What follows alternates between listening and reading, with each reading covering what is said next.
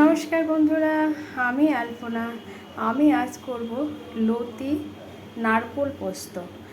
এই লতি কাটা যে কি একটা বিরক্তিকর কাজ, ভীষণ খুব কষ্টের একটা কাজ। লতি থেকে এই লতির যে আঁশটা ছাড়ানো, কেনা কাটা লতিও পাওয়া যায় কিনতে, তবে আমার গোটা লতিই নিয়েছিল। এখানে 1 কিলো লতি ছিল, তার থেকে আমি আলাদা করে একটু অন্যরকমভাবে করেছি। আর এইটা করব পোস্ত আর নারকোল দিয়ে করব। একটু বেশি করে কাঁচা লঙ্কা, পোস্ত আর এই যে নারকোল কুড়িয়ে রেখেছি। নারকোল কুড়িয়ে রেখে আমি এইগুলো বেটে, শিলনোড়াতেই বাটবো, বেটে আমি লতিটা পোস্ত করব। ঠিক আছে, দেখতে থাকুন। তেল গরম হয়ে গেছে, আমি এর মধ্যে লতিটা ছেড়ে দেব। লতিটা দিয়ে আমি সুন্দর করে নাড়তে থাকবো। আমি একটু জল ব্যবহার করবো না, লতিটা আমি তেলেই নাড়তে নাড়তে কষাতে সিদ্ধ করবো। তেলেই ভাজা হয়ে যাবে লতিটা, আমি এখানে জল ব্যবহার করবো না। পরিমাণ মতো নুন আর হলুদ দিয়ে আমি সেটাকে ভাজতে থাকবো যতক্ষণ না সেটা সিদ্ধ হবে, যতক্ষণ আমি ভাজবো। আমি কিন্তু শিলনোড়াতে পোস্ত, সবগুলো কাঁচা লঙ্কা আর নারকোলটা আমার প্রায় বাটা হয়ে গেছে। এটা বাটলেই হয়ে যায়, তুলে নেব। আর একটু বেশি পরিমাণে তেল দিয়ে লতিটাকে ভালো করে ফ্রাই করে নেব, খুব সুন্দর করে ভেজে নেব, যাতে আমাকে জল ব্যবহার না করতে হয়। এর মধ্যে আমি আবার একটা আলু কেটে দিয়ে দিয়েছি।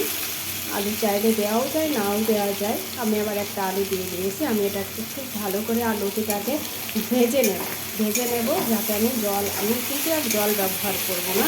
মশলার মধ্যে যেটুকু জল থাকবে ওইটুকু জলে আমার লতি হয়ে যাবে। আসলে এগুলো হলো একটা সাধারণ রান্না হলেও এগুলো আজকালকার দিনে খুব কম মেয়েরাই রান্না করতে চায়। লতি কেটে এত কষ্ট করে রান্না করা, সেই জন্যই লতির ভিডিও করা, তাছাড়া অন্য কিছু না। একটা সাধারণ রান্না, তবে ট্র্যাডিশনাল।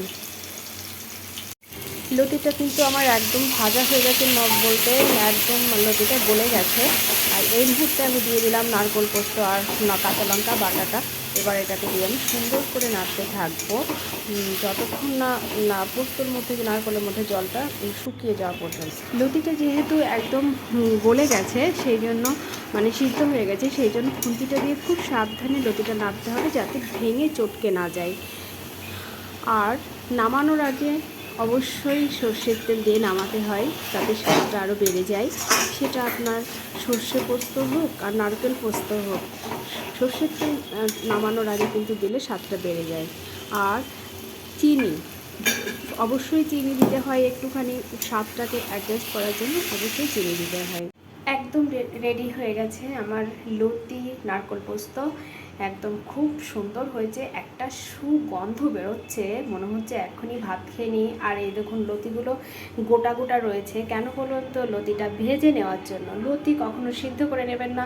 লতি যদি তেলে, একটু বেশি পরিমাণে তেলে ভেজে নেওয়া যায়, তাহলে লতি কিন্তু পুরো লটকে যাবে না, লতি এরকম গোটা গোটা থাকবে। অসাধারণ হয়েছে খেতে, খুব সুন্দর হয়েছে। আর আমার মতো যারা বাঙাল, তারা তো সত্যিই খুব ভালোবাসবে। সত্যি সুন্দর হয়েছে। আর লতি অনেক রকমভাবে করা যায়, আর আমাদের বাড়িতে একটু লতি মোচা এগুলো বেশি পরিমাণেই হয়। লতি আমি অনেক রকমভাবে করি, তবে আবার অন্য রকমভাবে করব, তখনও দেখাবো লতি অন্য রকমভাবে। এটা পোস্ত আর নারকেল দিয়ে করলাম, আর শুধু কাঁচা লঙ্কা, আর কোনো কিছু না এর মধ্যে, শুধু একটু অ্যাডজাস্ট করার জন্য চিনি, ওটা সব সময় দিতে হয়। তো এতক্ষণ আমার সাথে থাকার জন্য, ভিডিওটি দেখার জন্য আপনাদের অসংখ্য অসংখ্য ধন্যবাদ।